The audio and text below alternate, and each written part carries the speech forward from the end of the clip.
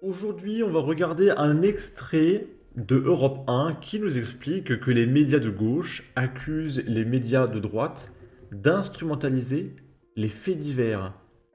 Et vous allez voir ce qu'ils qualifient de faits divers. On ne parle pas des articles de souche là. Vous allez voir ce qu'ils qualifient de faits divers. Vous n'êtes pas prêts. Ces derniers jours, on a vu refleurir une mise en accusation des médias qui, par leur traitement de l'actualité, auraient, selon la formule, fait le jeu du Rassemblement national. Oui, ces médias ne sont pas soupçonnés de donner une trop grande place aux membres du RN, mais ils participeraient dans leurs choix éditoriaux à installer une réalité fantasmée qui servirait les intérêts des partis les plus à droite. Moi, je pense que s'ils parlent de réalité fantasmée, c'est parce que eux, ils vivent dans des quartiers bourgeois à Paris et que l'insécurité, ils connaissent vraiment pas. Pour eux, l'insécurité, c'est un fantasme parce qu'ils ne la vivent tout simplement pas. D'accord? En gros, ce ne sont pas les émeutes qui se sont déroulées il y a un an qui expliquent le succès de Jordan Bardella, mais l'importance donnée par certains médias à ces émeutes. Donc là, ils parlent des émeutes de Naël. Donc le problème, c'est pas qu'il y a eu des émeutes de Naël. Le problème, c'est que les médias ont mis en avant les émeutes de Naël et que ça a fait le jeu du Rassemblement national. Bah oui, parce que quand vous allez dans les quartiers bourgeois de Paris, il n'y a pas eu d'émeute. Il s'est rien passé. Tout va bien, il n'y a pas eu d'émeute. Et comment vous voulez que des émeutes qui se sont généralisées dans toute la France ne passent pas dans les médias? Tu veux, la seule zone qui n'était pas concernée par les émeutes, c'était les quartiers bourgeois de Paris. Et ils veulent qu'on fasse comme si ça n'existait pas. Et ça, c'est un fait divers pour eux. C'est une vieille histoire, Dimitri, qui nous ramène à Pierre Bourdieu et à sa leçon au Collège de France intitulée « Sur la télévision ». Au cœur de la démonstration de Bourdieu, on retrouve ces mots « Les faits divers sont des faits qui font diversion », c'est-à-dire qui nous détournent des vraies misères et des difficultés sociales. Bourdieu s'en prenait alors à France Info, CNews n'existait pas, qui, selon lui, abusait des faits divers. C'est exactement ce même discours qui est resservi ces jours-ci par les enfants de Bourdieu, que l'on pourrait aussi appeler le parti du déni. Alors, parti du déni, c'est-à-dire, Vincent? C'est-à-dire la cohorte des dénis oui-oui, ces politiques, ces intellectuels, ces relais d'opinion, ces journalistes qui, plutôt que de s'attaquer aux causes profondes du succès de Marine Le Pen, préfèrent nier tout simplement leur existence. Pour le parti du déni, Tu sais, si Marine Le Pen est élue, c'est pas grâce à quelque chose. C'est à cause de quelque chose, d'accord? C'est forcément négatif, d'accord? C'est génial. Chaque mot est parfaitement choisi. C'est fantastique. Sécurité est un sentiment, l'immigration est une illusion, l'impression d'être parfois en exil dans son propre pays est une panique morale, une névrose décliniste.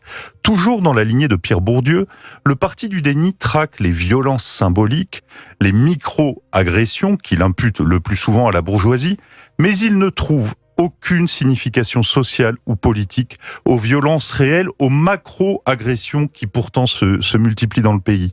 Et si certaines de ces agressions sont trop épouvantables pour être ignorées, le parti du déni reprochera à certains médias de faire de la récupération. Finalement, ce refus de prendre la réalité par les cornes est pour beaucoup de Français aussi révoltant que cette réalité elle-même.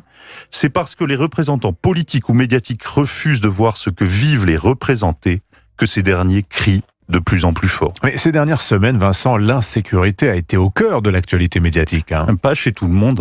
Vous noterez que la radio publique, ou que Le Monde, que Libération, n'ont évoqué les drames signifiants des derniers mois. On peut penser par exemple à la mort du jeune Thomas à Crépol, qu'avec un peu de retard et beaucoup d'embarras.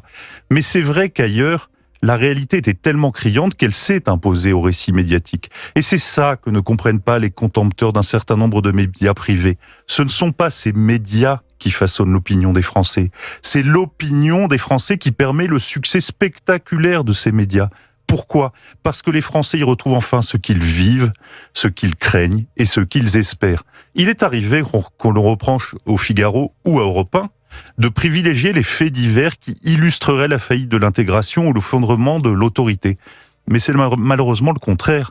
Ces agressions sont tellement nombreuses, répétitives et révélatrices que les journalistes en écartent énormément pour se concentrer sur celles qu'il est impossible de taire. Si l'on prend Je rappelle que vous allez en Andorre, par exemple. Le dernier meurtre qu'il y a eu en Andorre, c'était genre en 2010. En France, c'est un fait divers horaire. Horaire! C'est toutes les heures. En Andorre, le dernier meurtre, la dernière attaque au couteau, c'était en 2010.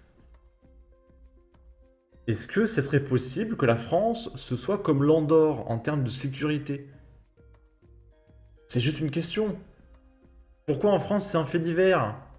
Parce qu'il faut pas, il faut pas faire d'amalgame. Bah oui, mais pourquoi en Andorre il n'y a pas de... Non mais c'est insupportable, c'est insupportable de parler de faits divers quand ça arrive 10 fois par jour. l'exemple des attaques au couteau, plusieurs par jour, des agressions commises par des étrangers sous OQTF, plusieurs par mois, des récidivistes qui récidivent impunément, il y aurait de quoi alimenter une chronique permanente. C'est ce bruit de fond, comme dit Jérôme Fourquet, qui explique la progression du RN, pas le bruit des médias. Bah, les chroniques permanentes, c'est ma chaîne, Cro-Blanc, Délic, F de Soucht.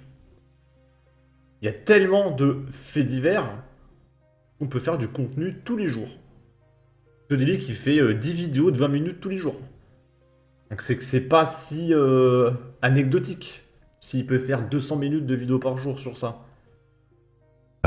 Mais celui de la violence ordinaire, auquel n'a répondu que le silence de ceux qui nous gouvernent. Ce silence coupable, Dimitri, c'est lui qui fait le jeu de Marine Le Pen. Voilà, il y a un silence en revanche qui n'a pas été le cas. Enfin, sur France Info cette semaine, on s'est beaucoup intéressé par exemple à Europe 1. On en parlera tout à l'heure. Ok, c'est fini. Ok. Et du coup, on va regarder les commentaires dans un premier temps. Merci Europe 1 et CNews, vous redonnez la parole aux Français. 1 milliard de dégâts et certains ne comprennent toujours pas. 120 attaques au couteau par jour, ça c'est faux, c'était en 2020. Aujourd'hui c'est 150 par jour, d'accord?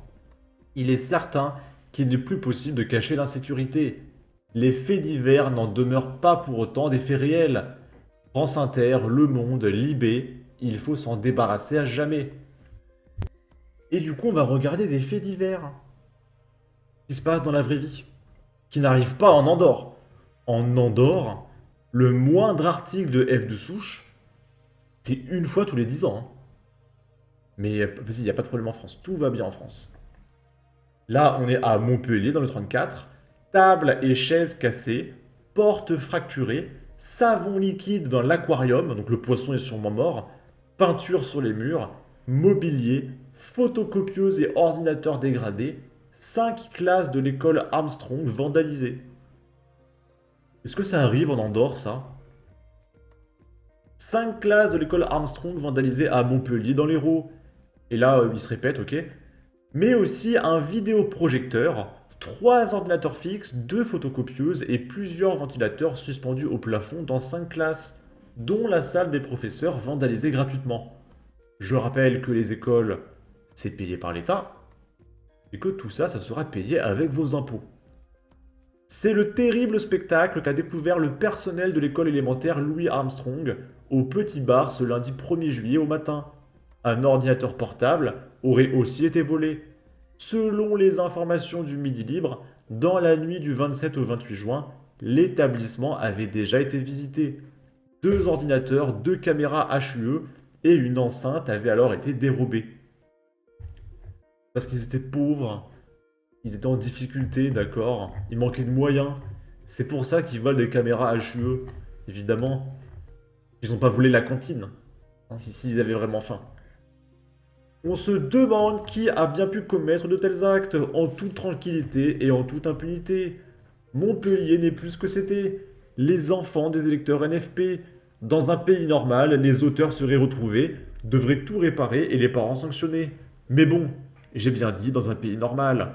La haine anti-France est exponentielle. Français, réveillez-vous avant que ces issus de l'immigration détruisent la France, avant qu'ils viennent vous expulser de chez vous. Faire des choses que je ne peux pas dire sur YouTube, ce racisme anti-France doit être combattu.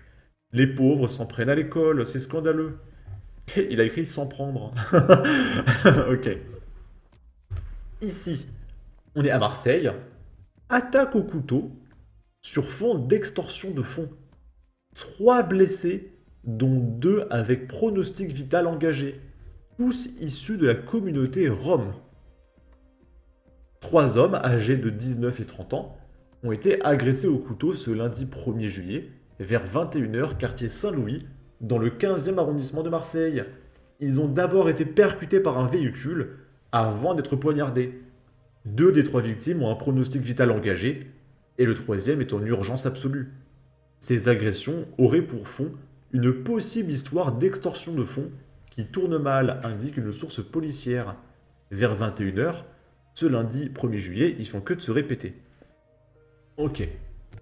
Voilà, en tout cas, n'hésitez pas à donner votre avis, votre opinion, à partager, liker, commenter, ça aidera au référencement de la vidéo sur YouTube. Abonnez-vous, suivez-moi sur Twitter, prenez soin de vous, salut.